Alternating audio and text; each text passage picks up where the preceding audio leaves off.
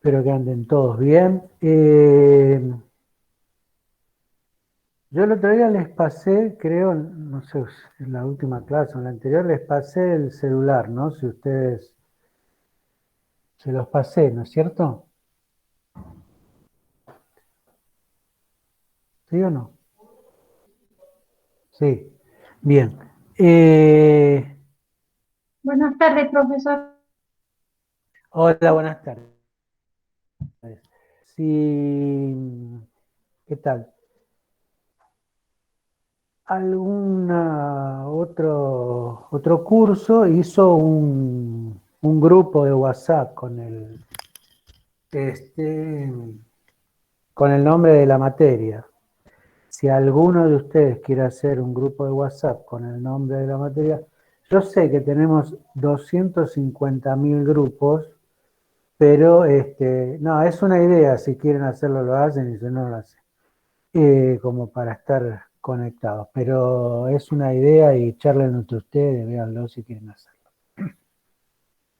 Bueno, nos volvemos a reencontrar después de, se tomaron un descanso de Monticelli, se desintoxicaron un rato de historia antigua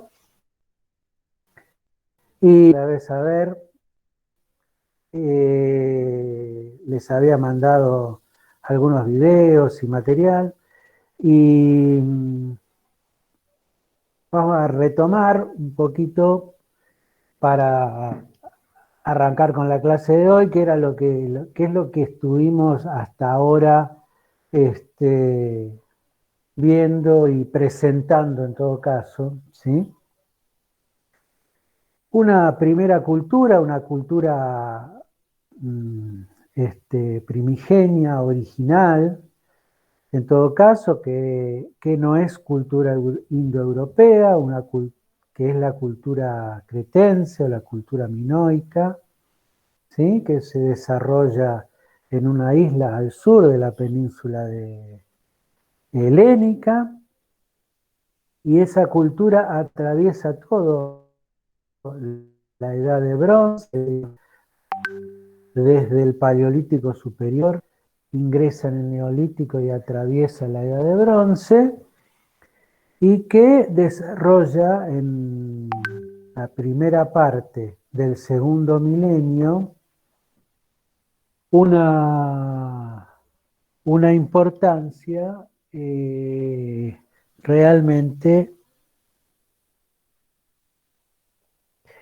una importancia realmente de gran peso dentro de la región del Egeo, ¿sí? Porque vimos cómo se convierte o esa sociedad se complejiza al punto de conformar palacios, templos muy similares a los que aparecían en la Mesopotamia asiática, por ejemplo, desarrolla canales comerciales también tan importantes que llevan a la dependencia de los otros territorios, fundamentalmente del Egeo, a esa cultura cretense.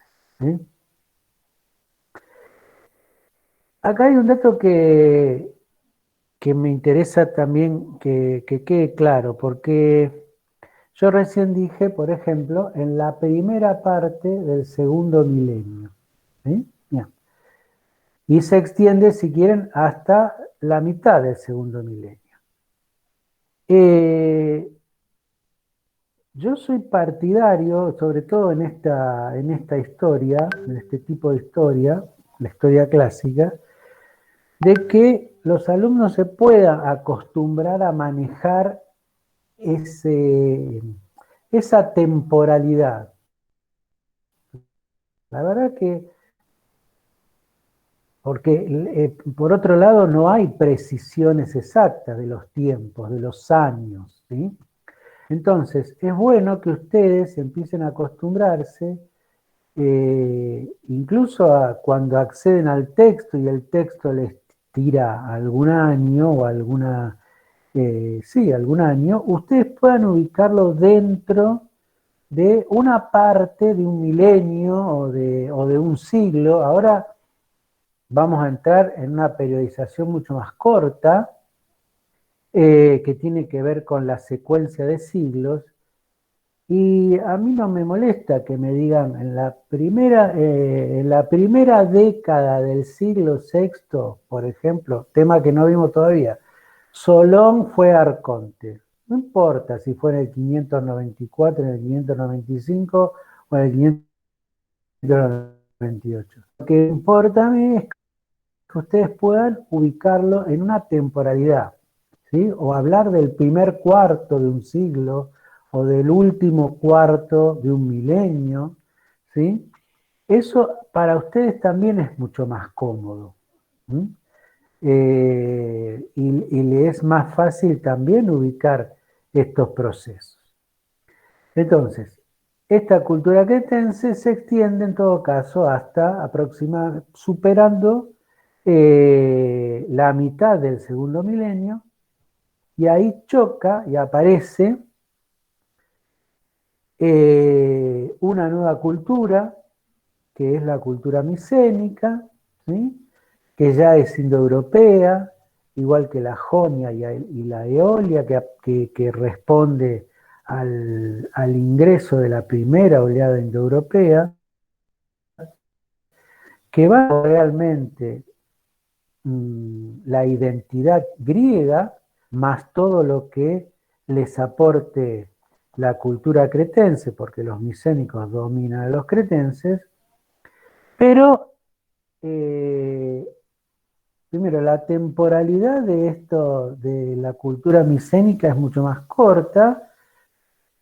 Ingresan si quieren, en el primer cuarto del segundo milenio y se extienden casi al final, hasta el final del segundo milenio, entre 1200 y el 1100, y cubren gran parte, casi todo el segundo milenio.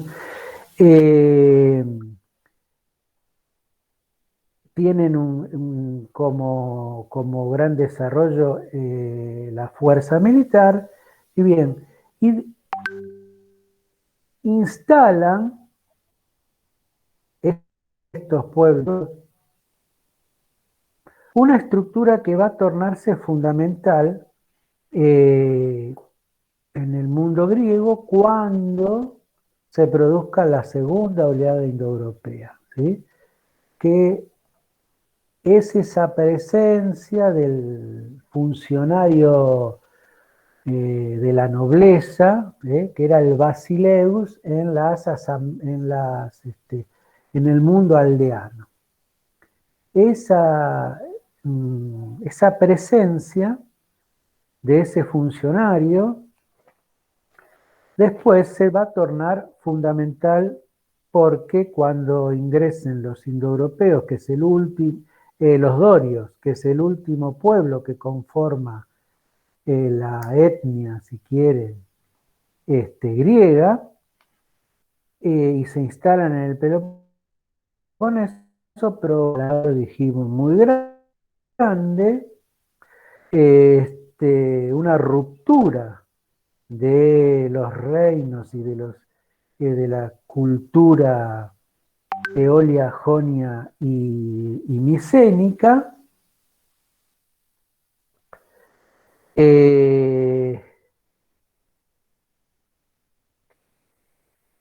y la desaparición finalmente de la cultura micénica, ¿sí? Y ahí se inicia una etapa que abarca desde aproximadamente el menos 1100 hasta el 800, es decir, final del segundo milenio y comienzo del primero, que denominábamos la época oscura, ¿sí? Porque era fundamentalmente época oscura porque no quedaban registros escritos lo que en ese periodo había sucedido. ¿Sí? Entendiendo que la cultura micénica tenía una escritura que era el lineal B, y que después se transforma en el protogriego, de manera que escritura había, pero desaparece todo vestigio de escritura. renace allá, dijimos como fecha puntual en el 776, cuando se da la primera Olimpiada, ese gesto casi religioso que une a las distintas comunidades de la península helénica,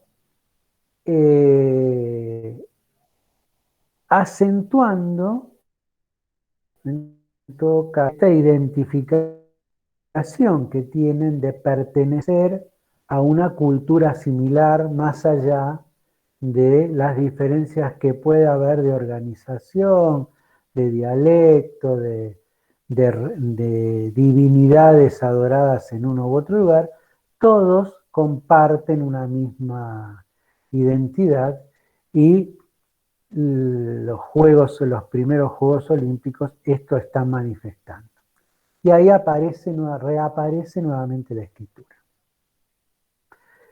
Y entonces, algo habíamos dicho de cómo de un personaje que es propio no de la península helénica, sino de Asia Menor, y que concentra toda la tradición y todos los relatos de ese mundo micénico, caído, perdido durante la invasión doria, y todos esos siglos que ocuparon la época oscura. ¿Quién era ese personaje? ¿Se acuerdan? Homero. Homero, ¿sí? Homero es ese personaje, es un personaje ideal, dijimos. No hay registros de que haya existido como tal, pero sí que haya habido todo una estructura que recogió y escribió todas esas tradiciones orales que durante la época oscura eh, se habían transmitido y que relataban y en el fondo terminaban generando una mixtura de tradiciones micénicas con época oscura y con la Grecia en que son escritos esos poemas, que es la Grecia arcaica. ¿Sí? Homero, a ver, espere que les voy a presentar un mapa.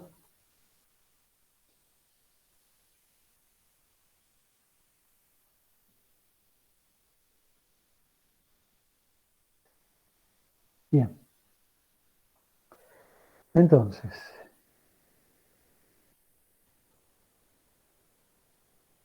habíamos visto la entrada de los dorios, ¿sí? Esta es la entrada de los dorios, que se instalan en la Lacedemonia, en Esparta. Bien, y acá se produce, dijimos en ese momento, una huida de masa de población, ¿sí?, hacia la costa oriental. ¿Sí? Fundamentalmente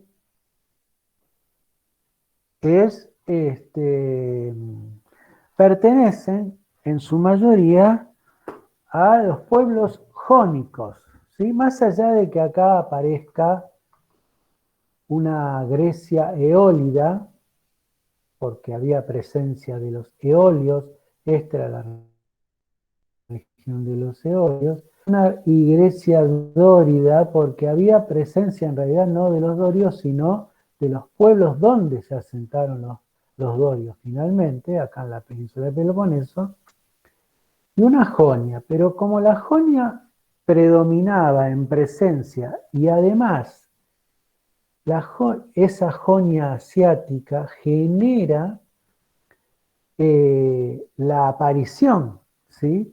de la aparición de la escritura, la vuelta a la escritura, porque Homero pertenece a esa Jonia asiática, se incluye en general todo este territorio con el término de Jonia asiática.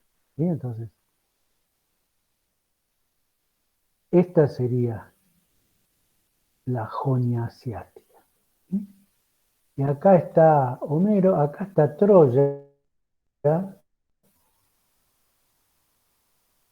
¿sí? Su ubicación estratégica, controlando el paso al mar de Mármara, que es la Propóntide, y acá está Propóntide y Ponto Euxinos, es el mar de Mármara, y el mar Negro, los nombres con que los romanos nombraban a esa región. ¿Sí? Bien.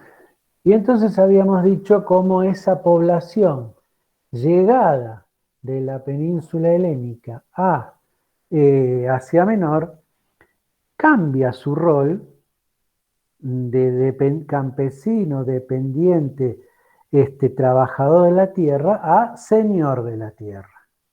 ¿Sí? Y eso, la conversión a señor y dueño de la tierra obedece a que tiene que dominar a las comunidades nativas de esa región. ¿Sí? Bien, de manera que aparece ahí una aristocracia nueva, esta aristocracia de la Jonia asiática, que va a vivir de los productos de la tierra, pero también va a vivir o va a buscar expandir o tender lazos comerciales en todo este territorio del Egeo. ¿Sí? Ahora, esa expansión y esa búsqueda de lazos comerciales incluyen enfrentamientos, incluyen acciones de piratería, de robo, de dominio de tierras, de conquistas de tierras. ¿Sí? Es decir, incluyen una acción militar, una acción armada frente a esto, frente a esta necesidad de dominio del territorio y de expansión de esas rutas comerciales o esa necesidad de ganar espacios comerciales. Ahora, esa acción militar, ese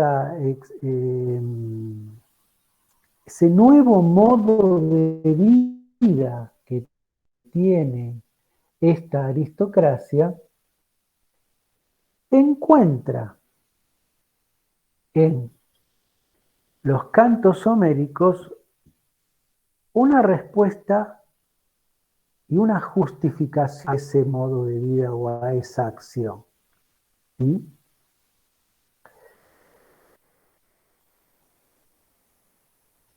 ¿Qué quiere decir esto?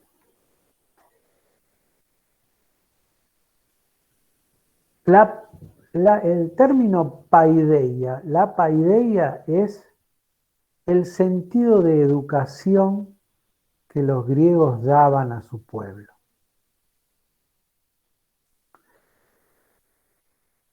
Y la paideia tenía como dos líneas a las cuales se abordaba, o por las cuales se abordaba esa educación. Una era la tecné. La tecné era la técnica. La técnica podía ser la técnica de la escritura, la técnica de la confección o la técnica de la alfarería, ¿sí? La técnica de el uso de las armas, ¿sí? Todo lo que implicaba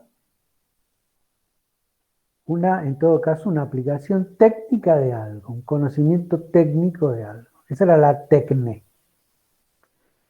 Pero había algo que era más valorado por los griegos y que los griegos llamaban la arete, así como suena, arete.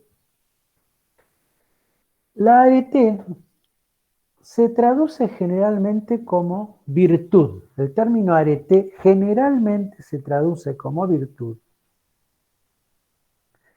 Pero no es más que la virtud, o no es exactamente la virtud, sino que la arete muestra un tipo de vida, un ideal de vida. Es decir, esa paideia, ¿para qué va a formar?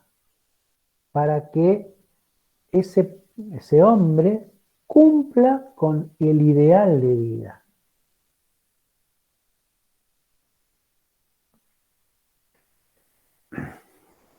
Y yo decía, esa nueva aristocracia encuentra en los relatos homéricos la justificación de su acción.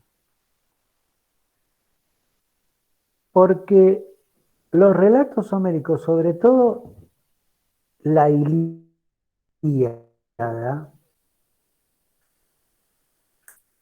destaca, a ver, vuelvo para atrás, ¿quién es el personaje de la Ilíada? ¿Se acuerdan? Lo habíamos dicho. El de los talones frágiles. ¿Quién es el Aquiles. Aquiles. Aquiles es el personaje de la Ilíada, ¿sí? Y Ulises es el personaje de la Odisea, justamente, porque Ulises es una traducción, su nombre era Odiseo, ¿sí? Ulises, en realidad, representa la astucia. Ulises es el astuto. Ulises es el que idea el caballo de Troya para poder entrar a la ciudad. ¿Sí? Aquiles no es el astuto, sino que es el heroico. Aquiles es héroe. Aquiles es el arrojo. ¿Sí? Aquiles es el que se enoja en algún momento y amenaza con retirarse, y Agamenón se desespera si Aquiles se retira del ejército y retira a sus hombres. Aquiles es el que se indigna frente a la muerte de su compañero, que es Patroclo, y el que enfrenta a Héctor, que Héctor es el hijo de Príamo, el rey de Troya, ¿sí? Y que era un excelente militar, un gran luchador y muy hábil con su espada y tenía una gran tecné en todo caso, ¿sí? Y Aquiles lo enfrenta y lo vence a Héctor, ¿sí? O sea, mata al mejor militar de los troyanos. ¿Mm? Pero le reconoce a Héctor el valor que Héctor tenía como militar, ¿sí? Y la heroicidad que Héctor había demostrado, porque en realidad Héctor se termina enfrentando con Aquiles para salvar a su hermano, ¿sí? Que había raptado a Helena. Entonces, bueno, le devuelve su cuerpo y todo lo demás. Digo, la Ilíada lo que destaca es eso, es la heroicidad en batalla. Este es el arete que encierran los cantos homéricos y que justifican la acción de esa nueva aristocracia en en el litoral asiático del Egeo. ¿Sí? Es decir, el ideal homérico lo que plantea y expone es justamente esto, que la virtud más grande, ¿sí?, es el arrojo en batalla, el destacarse en la batalla, la heroicidad. Y por supuesto que el punto culminante de este arete, cuando se alcanza el arete, es la muerte en batalla. O sea, aquel que muere en batalla en un enfrentamiento ha alcanzado el punto culminante de ese arete.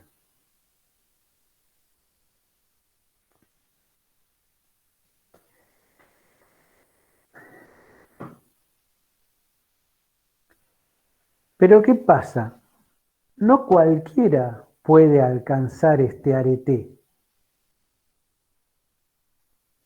¿Sí? Porque solo está restringido a quienes comandan el ejército, sí, un ejército.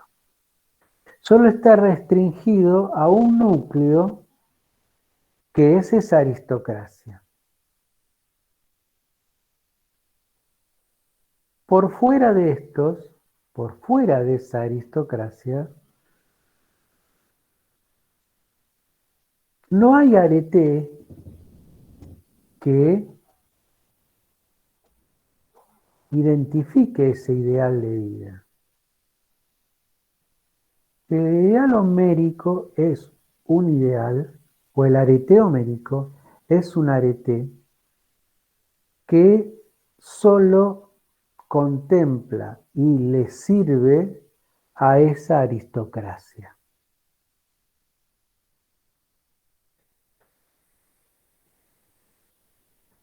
Hay una parte de la población, ¿sí?,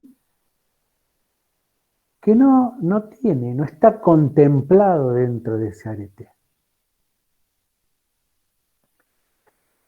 Y como el estar identificado con ese arete lo hace completamente hombre, pareciera entonces que aquellos que no están contemplados dentro de este arete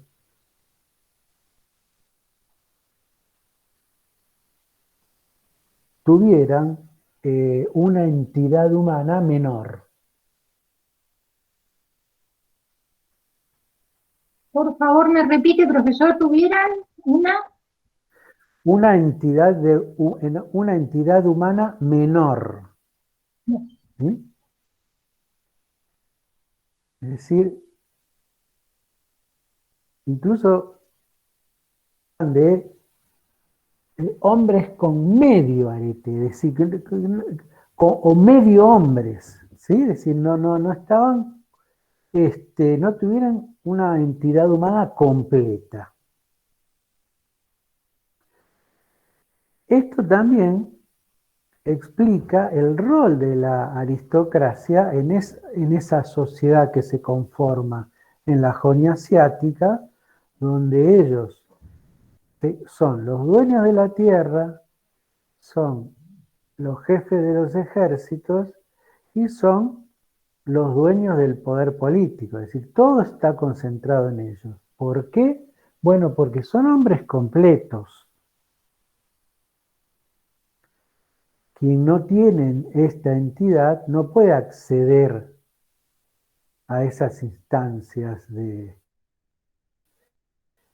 o a esos roles.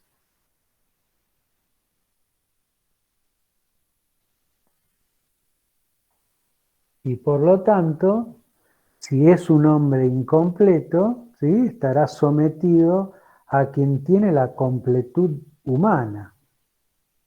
y explica, y él mismo se explica su incompletud y su sometimiento.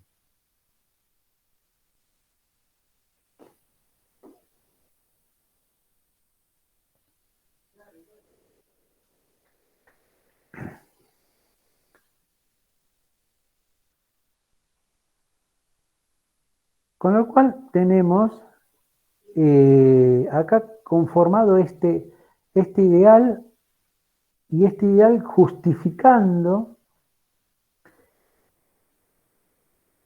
el rol de esta aristocracia, ¿sí?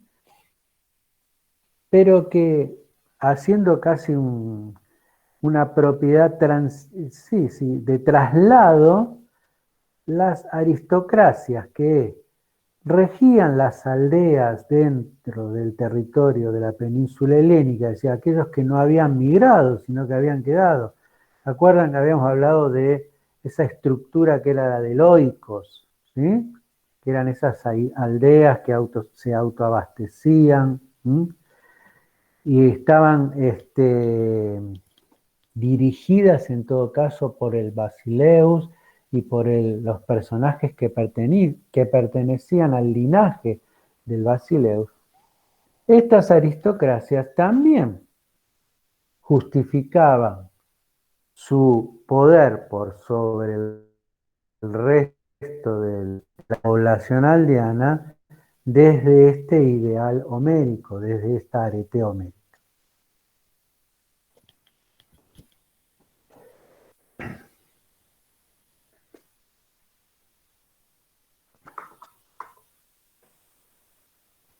Este es el panorama, digo,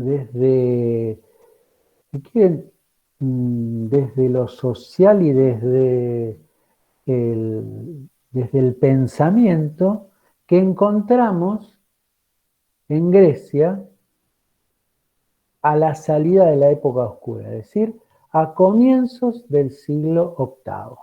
¿Sí?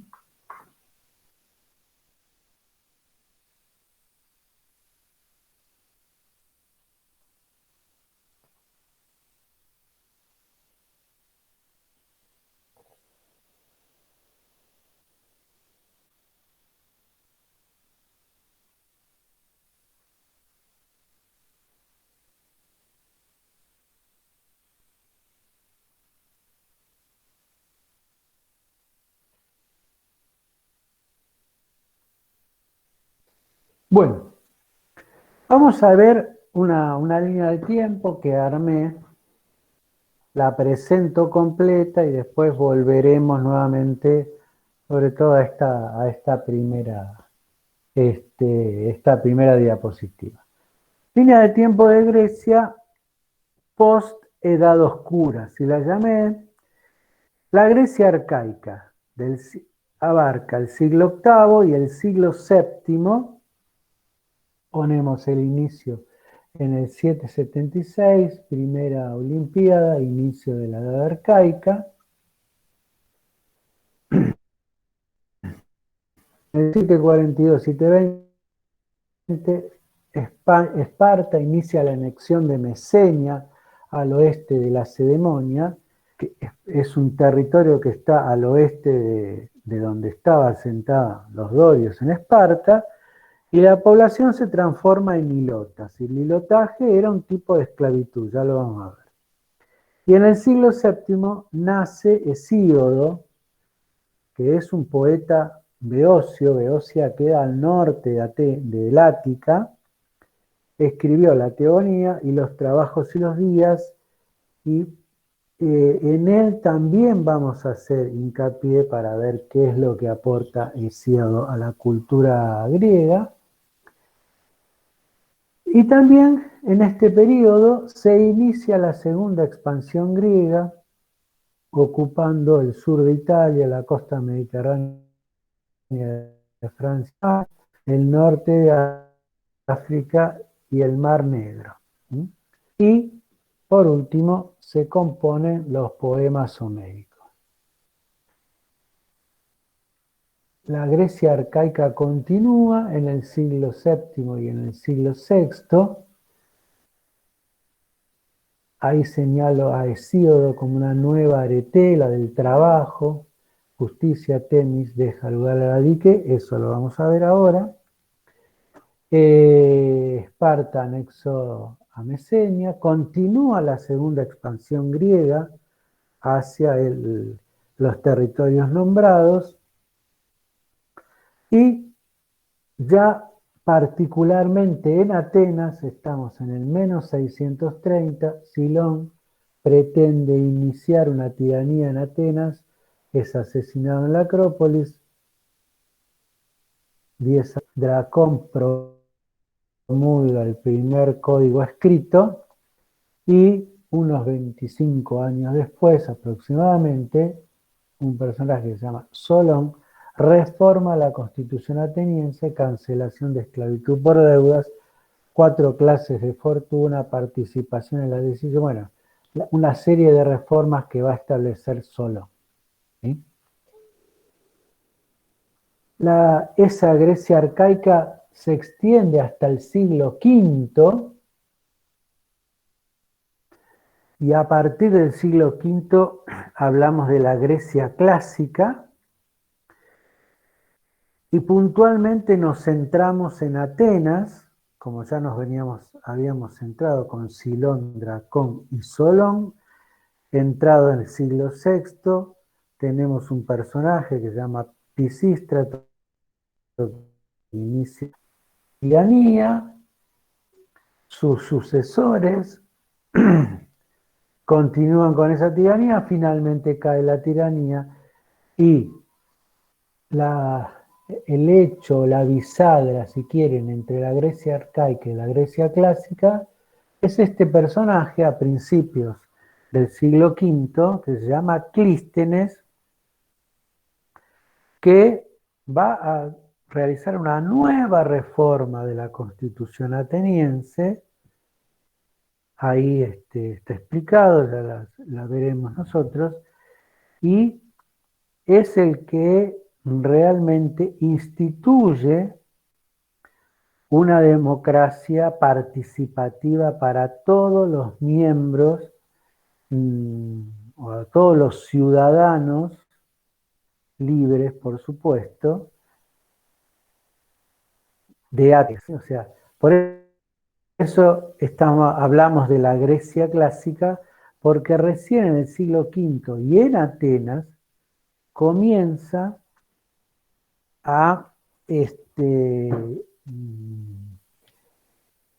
dinamizar el modelo democrático, con sus particularidades, ¿sí? Una democracia que ya la definiremos, pero que no tiene que ver con la democracia, con el concepto de democracia que nosotros tenemos, el concepto moderno de democracia.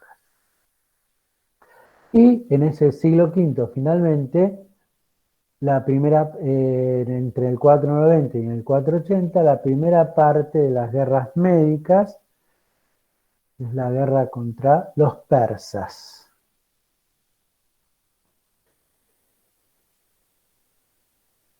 Seguimos con Atenas, que es el gran eje que lleva durante la Grecia clásica.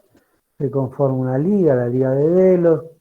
Hay una continuidad en la guerra con los persas.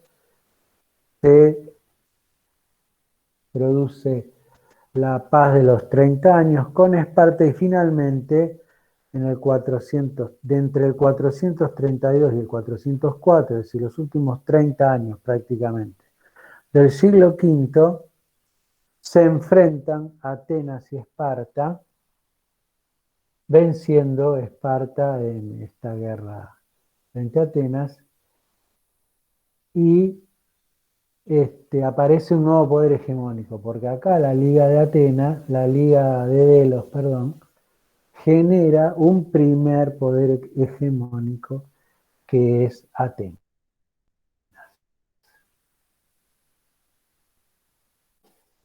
Bien, volvemos acá.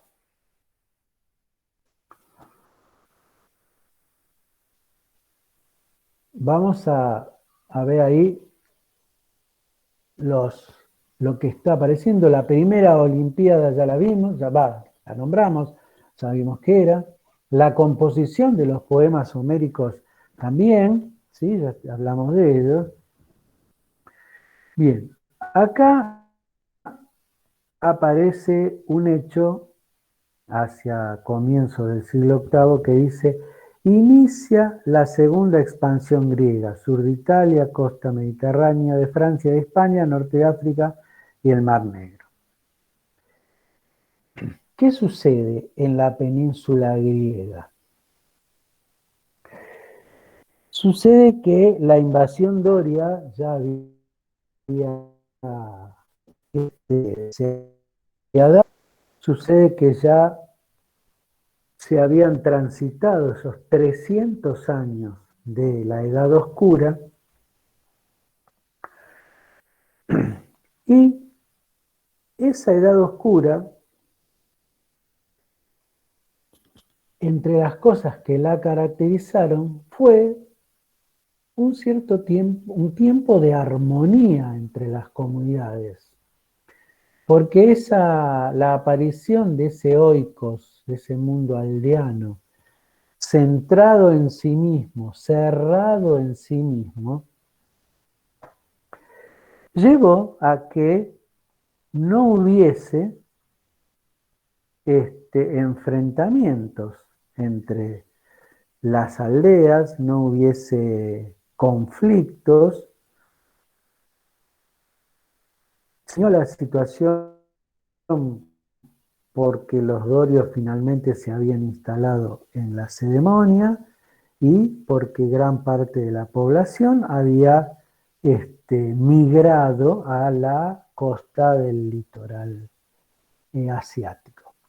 De manera que caracterizó este periodo la paz, la tranquilidad.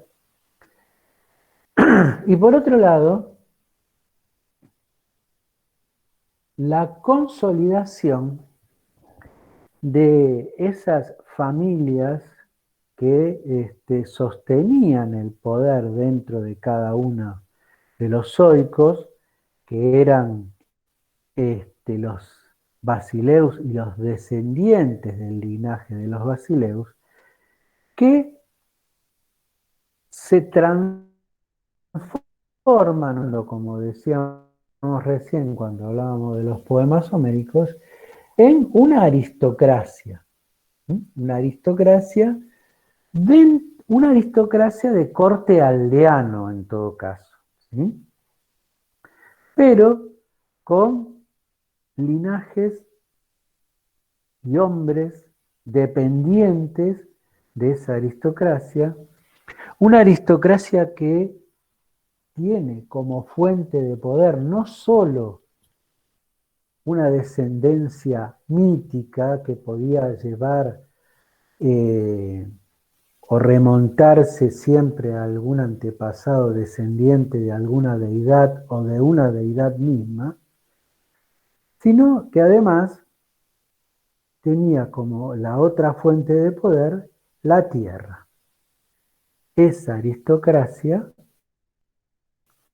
tenía o se sostenía porque era la dueña de la tierra, de las tierras de ese mundo aldeano, o por lo menos de las mejores y de la mayoría de las tierras de ese espacio aldeano.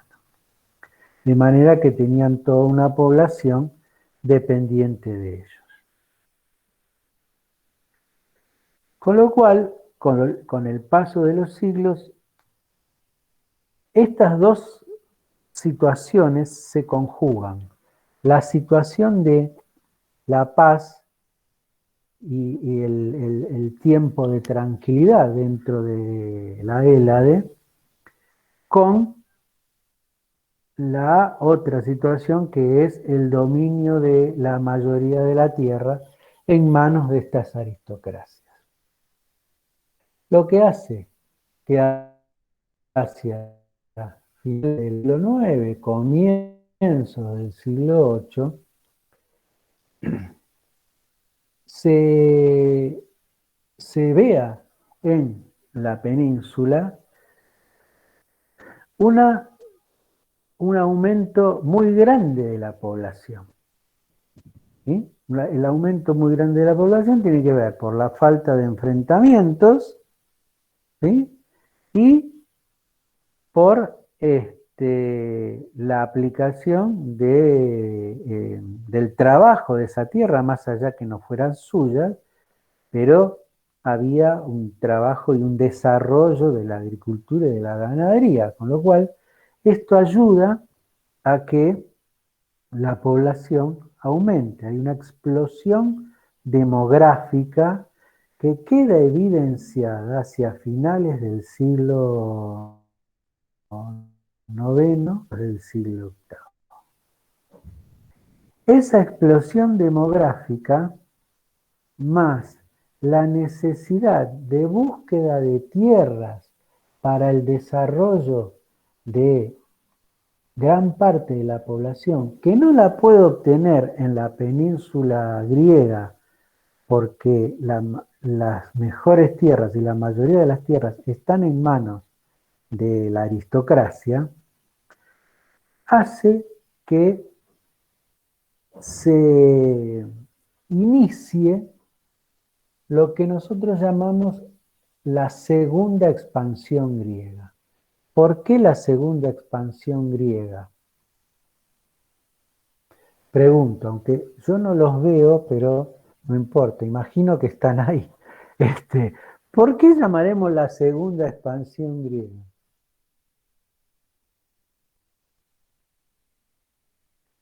¿Por qué segunda?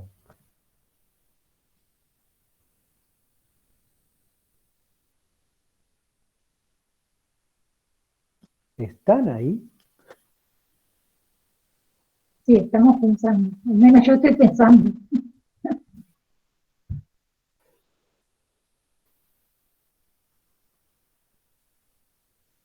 ¿Qué produjo la invasión doria? Vimos recién.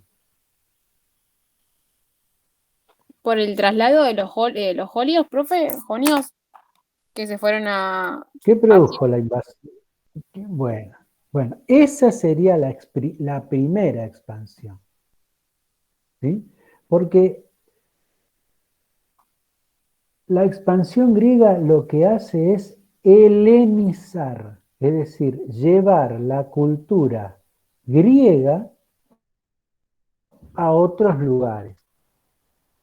Entonces, esa expansión o ese movimiento migratorio que nombró recién la compañera, no sé quién era, ¿quién habló recién?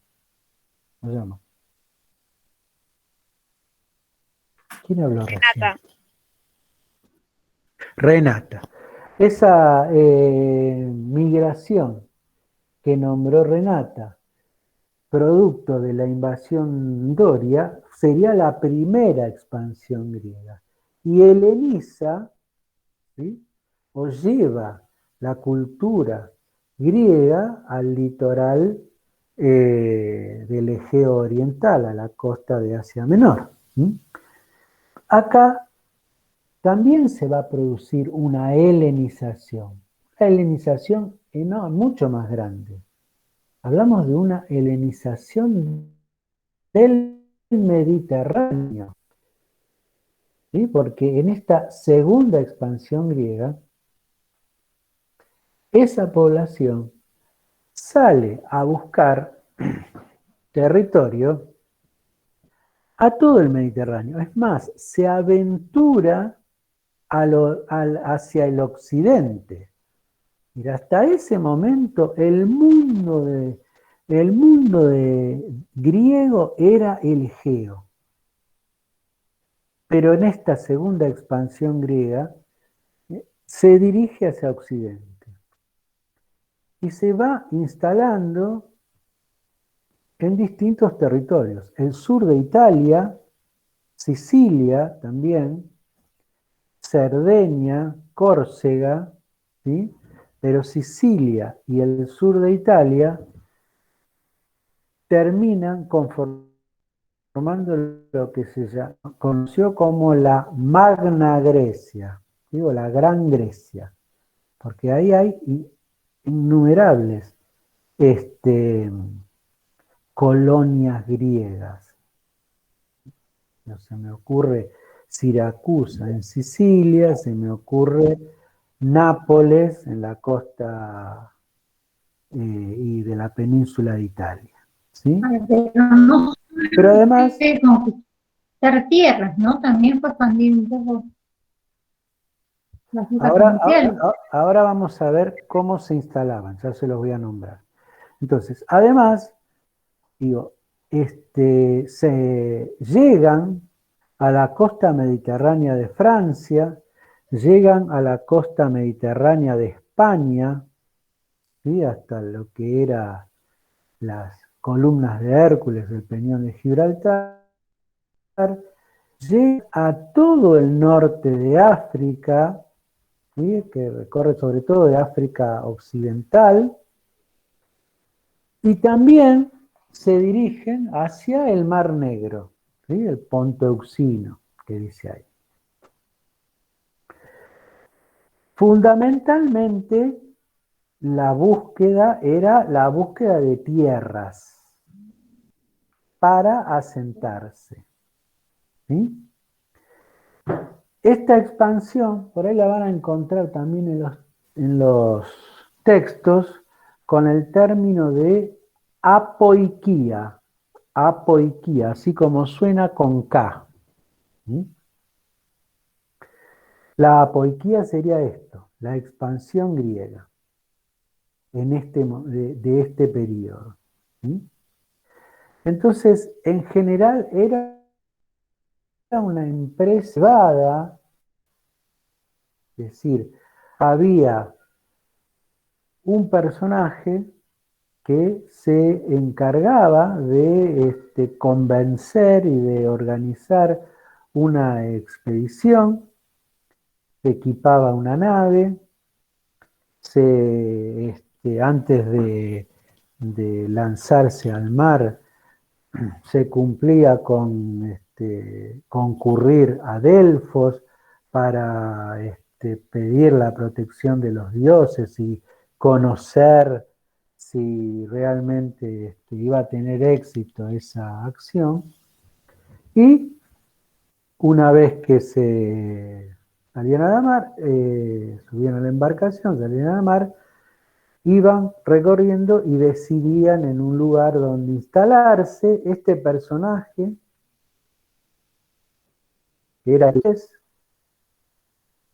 él y los más cercanos a él, terminaban siendo o constituyendo la nueva clase dirigente de esa colonia que inauguraban en algún lugar del Mediterráneo, ¿sí? En algunos casos, como digo, el asentamiento, que también permanente, el asentamiento permanente, es decir, llegar a un lugar e instalarse, relacionarse con la comunidad nativa, sometiéndolos o asimilándose y asimilándolos, y constituyendo una colonia permanente, ¿sí?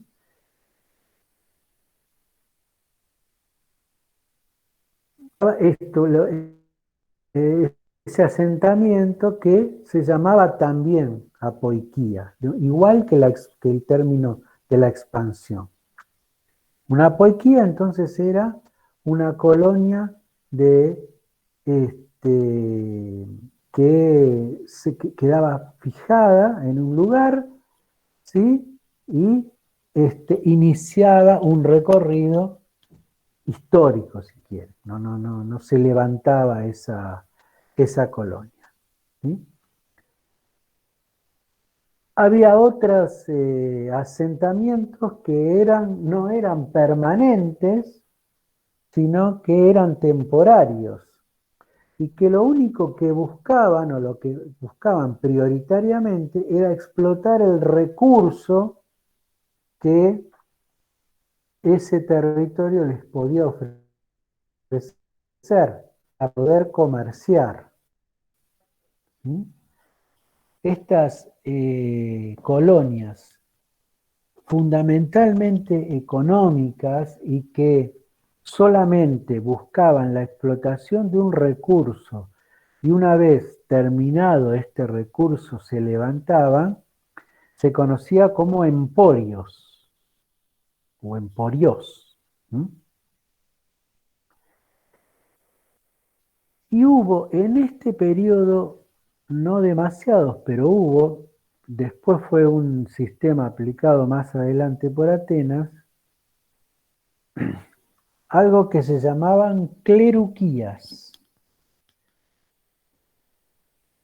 Cleroi en griego es parcela de tierra. ¿Sí? Entonces, las cleruquías, a diferencia de los emporios, eran movimientos generados por esos estados aldeanos, digamos. ¿Sí? Entonces, ¿qué hacían? Estimulaban ellos a salir, a expandirse, a buscar otro territorio y les cedían directamente las parcelas de tierra en las cuales se dividía ese territorio para cada uno de los integrantes que iban en esa expedición, a cambio de un control militar y económico de esa región. Esto fue poco usado en la segunda expansión griega y sí muy usado después durante el otro en Atenas. Pero fundamentalmente las dos formas de expansión griega en este periodo fueron el asentamiento permanente, que era la poiquía, y el asentamiento temporario, con solo búsqueda de recursos económicos, que era el emporios. ¿Sí? Pero además, sobre todo en lo que era el asentamiento temporario, tenía una característica más, que era la ruptura de todo lazo de dependencia con la región o el territorio donde se había originado esa expedición. Es decir, no había una dependencia del territorio de la metrópoli. Por eso, también es probable que ustedes en algún texto lo encuentren este proceso como colonización griega. Pero, a diferencia de lo que es un proceso de colonización que tiene que ver con colonias que dependen de un centro o que dependen de una metrópoli, ¿sí? Este proceso no se daba eso. En este proceso no se daba. Los nuevos centros, las nuevas poblaciones que se instalaban, rompían todo lazo de dependencia política con las regiones o la metrópoli que las había generado. ¿Mm? Podría caber el término colonización en tanto expandieron la cultura griega. Entonces, si ese término colonización lo usamos a nivel cultural, ¿sí? Bueno, entonces ahí se ajusta, pero no en relación a la dependencia política del nuevo asentamiento con quien lo originó. ¿Mm? Cuando digo expansión de la cultura, tiene que ver con que, lógicamente, los griegos llevaban su idioma, su escritura, sus comidas, sus creencias, sus divinidades, sus fiestas, es decir, todo esto se reproducía en los nuevos territorios, ¿sí? Y de hecho vamos a ver en la segunda parte del año, cuando veamos Roma, cómo Roma tuvo influencia de ese mundo griego del sur de Italia. O sea, Roma, la cultura romana, tiene influencia de ese mundo griego del sur de Italia. Fíjese que en este sentido uno podría llamar colonización de ese territorio, ¿sí? Pero no desde el sentido político. Por otro lado, dice ahí, entre el 742 y el 720, Esparta inicia la anexión de Mesenia al oeste de Lacedemonia. La población se transforma en hilotas.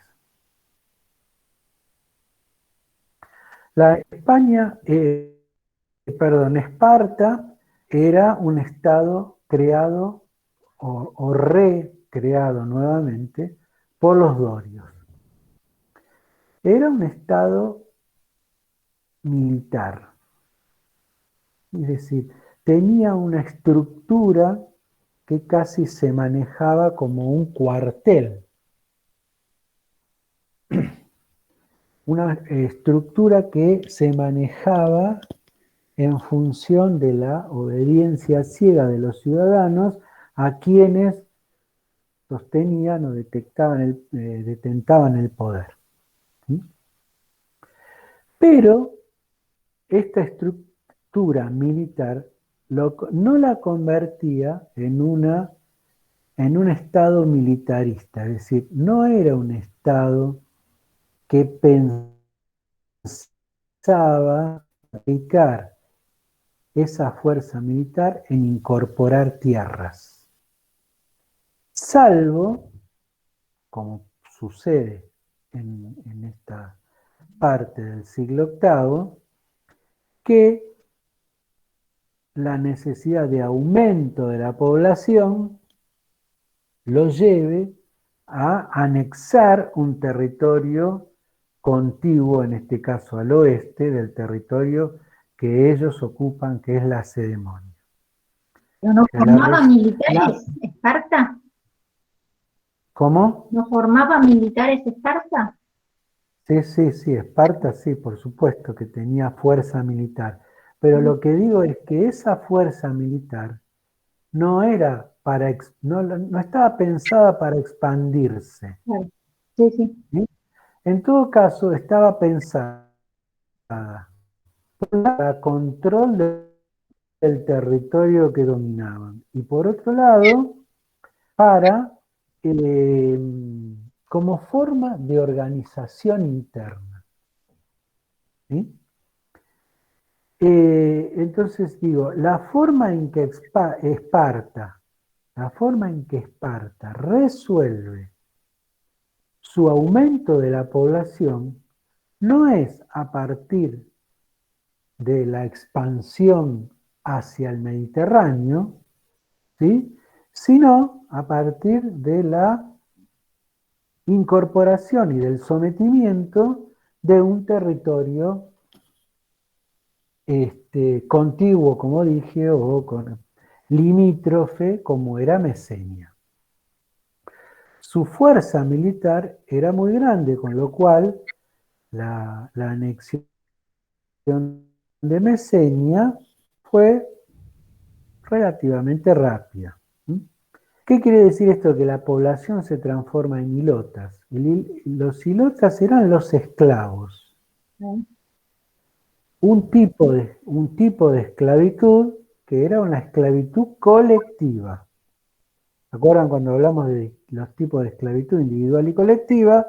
Bien, el hilotaje era un tipo de esclavitud, la esclavitud colectiva, es decir, toda la población quedaba en condición de esclavo y sometido a la dirigencia espartana.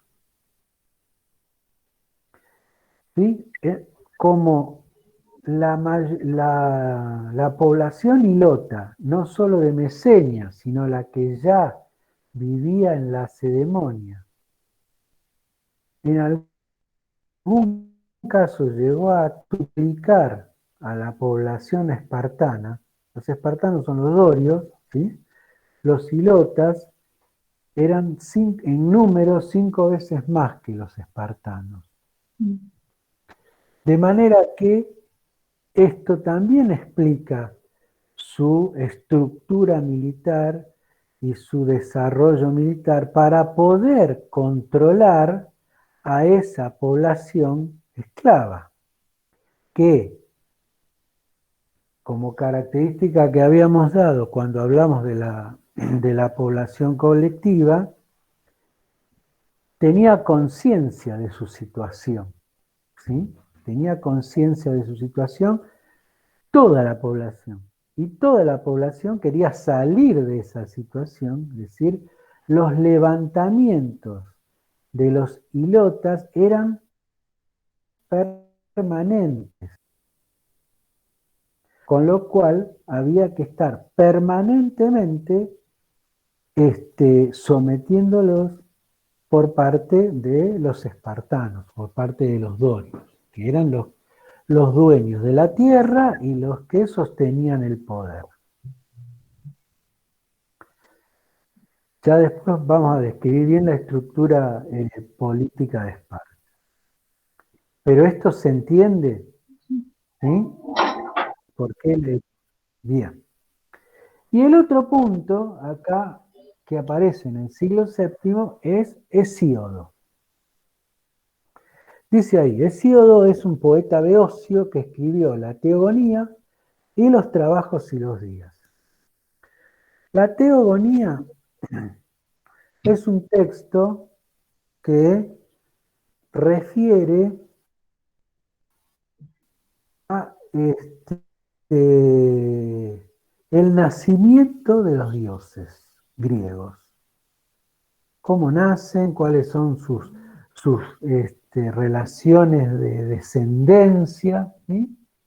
Es un texto que está enfocado directamente a todo ese panteón de dioses y a la mitología y a las historias que hacen al origen de esos dioses. ¿Mm? Los trabajos y los días es un texto que escribe Hesíodo y que se lo escribe a su hermano, que se llama Perses. Parece ser que Perses era un hombre bastante poco afecto al trabajo. Y Hesíodo era un campesino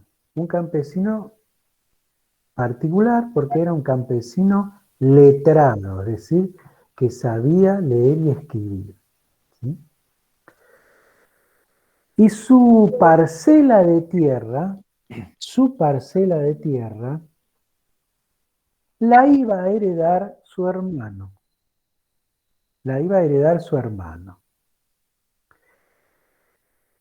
De manera que Hesíodo se propone ante un hermano con tan poca vocación al trabajo y tan poco conocimiento del trabajo del campesino, escribirle a él y dejarle en forma escrita cómo es ese trabajo del campo. ¿Sí? ¿Qué implica el campo? ¿Qué conocimientos tiene que tener alguien que trabaja el campo para que ese campo dé sus frutos? De manera que Hesíodo lo que hace es escribirle cuándo se tiene que roturar la tierra, cuándo se tiene que cultivar, en la época del año que se tiene que cultivar, en la época del año que se tiene que cosechar, cómo es cuando los animales están en época de parición, cómo cuidar el cultivo frente a una lluvia, cómo interpretar el color de las nubes, es decir, todo lo que un campesino en ese momento sabía y aplicaba para que su campo produjese. ¿Sí? Esto es lo que escribe Hesíodo en los Trabajos y los Días. Y que finalmente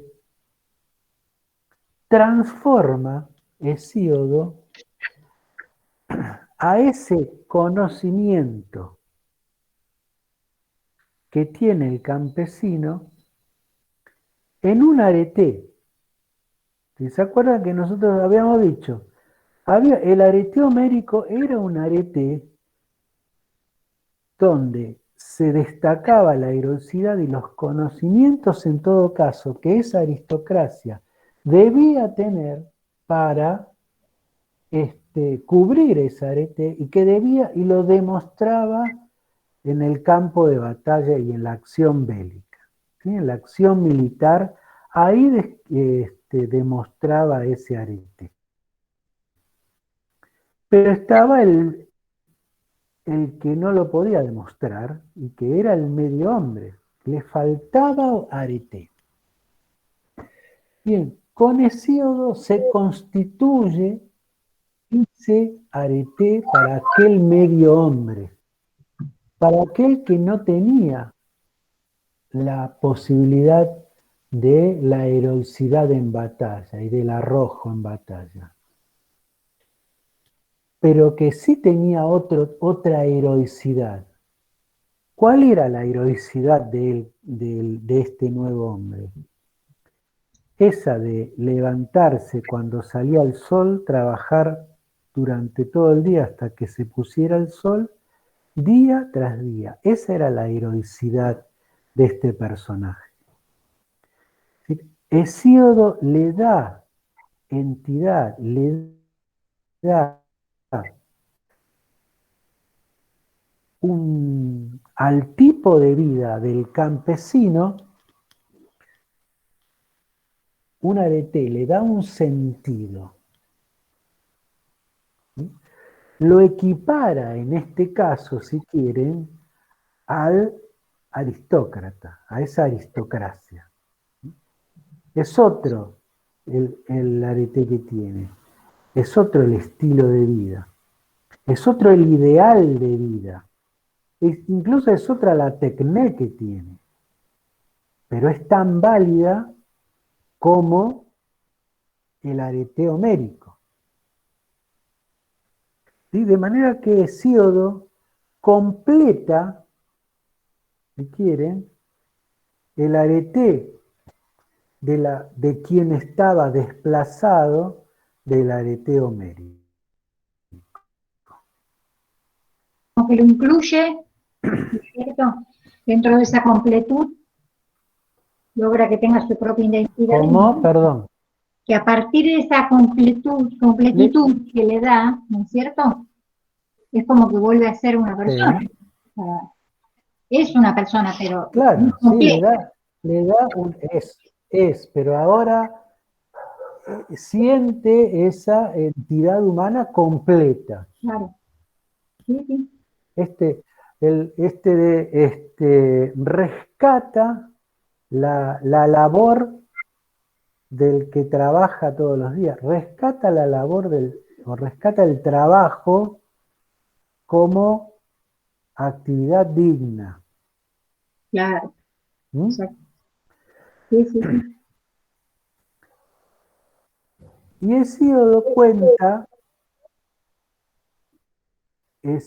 cuenta en los Trabajos y los Días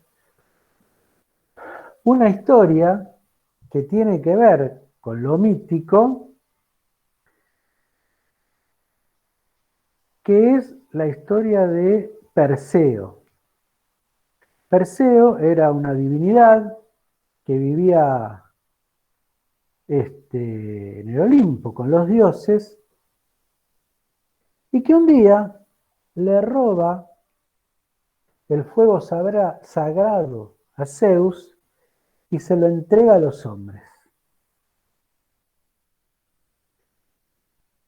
la entrega del fuego sagrado a los hombres es algo así como ese hálito de humanidad que tiene el hombre, ¿sí?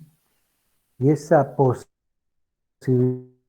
de desarrollo que va a tener que tiene el hombre, sin depender totalmente de las divinidades.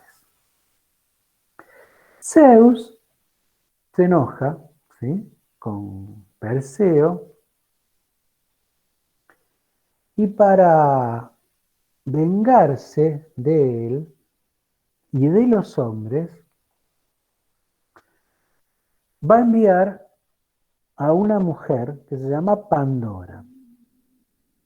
Esta imagen del envío de una mujer como elemento de venganza o de confusión, no solo es una imagen indoeuropea, sino que también es una imagen semítica, si quieren asociarla a la imagen de Eva tentando a Adán con la manzana, ¿sí? De manera que en la antigüedad, en los principios de todas estas historias, eh, el recurrir a la imagen femenina como con este rol era recurrente, digamos, ¿sí? Envía a Pandora con una caja que va a abrir cuando Prometeo se case con Pandora. Prometeo, que era muy inteligente, no cae seducido por Pandora porque sabe que es un engaño, se da cuenta que es un engaño de Zeus, que está ahí para hacerle algún mal. De Prometeo, que se llama Epimeteo, se enamora de Pandora, se casa con Pandora y en el momento, una vez que se casa, Pandora abre esa caja y escapan todos los defectos y todas las virtudes que inundan el mundo de los hombres. Lo único que no logra escapar, ¿qué es? Conocen la historia de Pandora. ¿Saben qué es lo único que no logra escapar? ¿No? La esperanza. La esperanza, muy bien. La esperanza es lo único que no logra escapar. Pero después escapan los defectos iguales, pero también escapan las virtudes. Entre las cosas que escapan es la necesidad o el trabajo. ¿Sí? Trabajarás, ganarás el pan con el sudor de tu frente, que también es semítico, pero hay puntos en contacto, digo, ¿sí? Bien, esto escapa, ¿sí? El trabajo para ganarse el alimento. Este trabajo es el que Hesíodo transforma de un pesar a una dignidad. ¿Sí? Este trabajo no es un castigo a partir de lo que escribe Hesíodo, sino que en todo caso es un hecho digno que completa a ese hombre, que lo hace sabio porque tiene conocimientos que otros no tienen, ¿sí?, de su trabajo, y lo hace digno. También escapan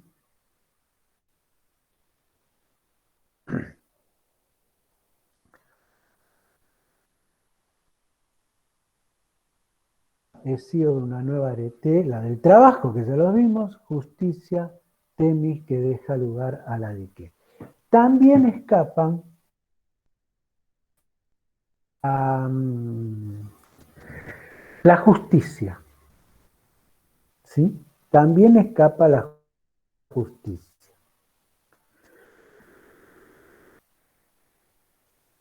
Pero hay una justicia anterior, en todo caso, a lo que propone Hesíodo en su texto de los trabajos y los días.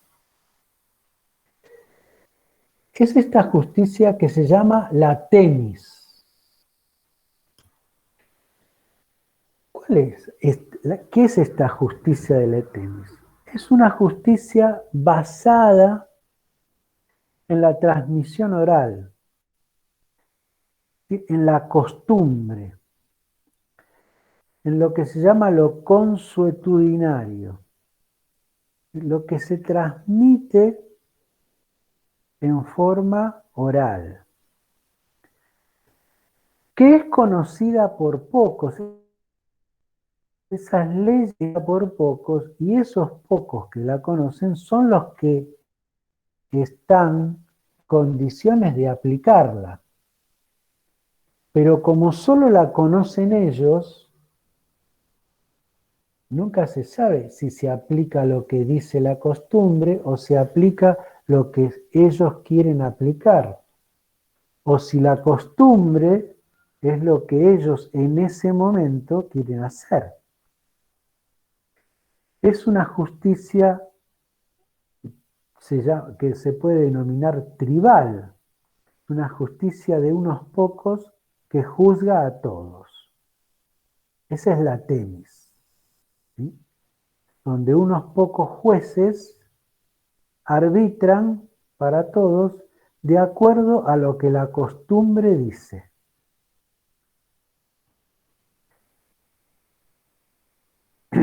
Cuando vimos el plano de Gnosos, y no sé si vieron, a ver, los que pudieron ver el video de Gnosos, hay un salón en el templo de Gnosos que se llama el Salón del Trono, que es donde el rey de ese palacio se encuentra, se reúne con sus asesores más cercanos y determinan o definen o toman decisiones. ¿Sí? Una imagen que hace un autor que dice: se encierran en ese salón del trono, toman las decisiones y cuando salen y justifican esa decisión tomada porque fue recibida quizás por un hálito de los dioses, ¿sí? O fue transmitida por los dioses, interpretada por ellos y aplicada para todos. Esto es un poco el modelo de la temis, ¿sí? Esta justicia parcial. Hesíodo en este modelo de justicia que él va a proponer, va a cambiar la temis por la diké. Diké también es una divinidad, temis es una divinidad y diké también es una divinidad. Y es una divinidad y la presenta de una forma que hasta el día de hoy se la sigue representando de esa forma y la vemos nosotros, ¿sí? Diké es esa mujer de los ojos vendados, de la balanza en una mano y de la espada en la otra. Esa es Diké. Esa es la justicia o esa es la imagen de la justicia que nosotros tenemos y a la cual nos hemos acercado. ¿Mm? ¿Qué diferencia tiene con la Temis? ¿De qué? Por un lado, que tiene los ojos vendados. ¿Qué significa que tiene los ojos vendados? Que no ve a quien juzga. Con lo cual, todos son iguales frente a esa justicia.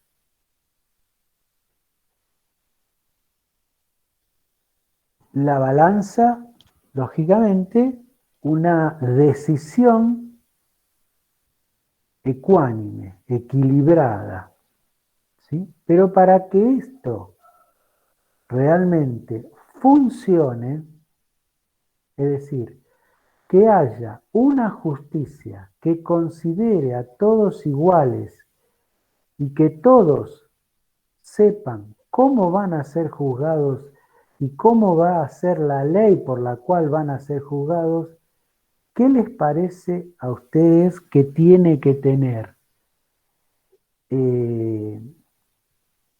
esa comunidad y esas leyes? ¿Cómo tienen que estar? Perfecto. Sí. ¿Quién habló? ¿Quién habló? Bien, Calderón. Voy cerrando igual porque vamos terminando. Bien. Tiene que ser una historia, una justicia escrita. Debe haber un código escrito que sea conocido por todos, de manera que no es la costumbre lo que se aplica, no es lo consuetudinario lo que se aplica, sino que todos podemos ver que lo que se aplica es lo que está acá y es lo que dice. Remitiéndonos a la imagen de el salón del trono, ¿no? No se resuelve dentro de ese salón lo que hay que resolver, sino que eso que se resuelve tiene que estar al alcance de todos. ¿Sí? Por eso, no sé si lo dije el primer día, en las primeras cosas que dije, pero digo, los griegos eran unos fenómenos. Darse cuenta de esto y aplicar esto en un mundo que iba para el otro lado, chapó por los griegos. No, en la trascendencia ahora, por ejemplo, en el presente, ¿no? Por supuesto. Bueno, digo, cuando yo, eso sí lo dije, cuando al principio de la cursada dije, vamos a estar estudiando las bases de la cultura occidental, de lo que estamos hablando. Bien, punto acá para la clase de hoy. Veo que les mando mañana, ¿sí? Algún material, bueno, el Power que les mandé para que lo tengan, más allá que lo vamos a ir desarrollando, y algún material para que también vayan incorporando, no necesariamente que vayan leyendo, si quieren, ¿sí? Y nos vemos el martes que viene, si Dios quiere. ¿Sí? Muchas gracias, Bueno. profe. Muchas Perfecto, gracias. hasta luego. Chao, Gracias, chao. profe. Chao. Chao, buenas noches. Chao, profesor. Buenas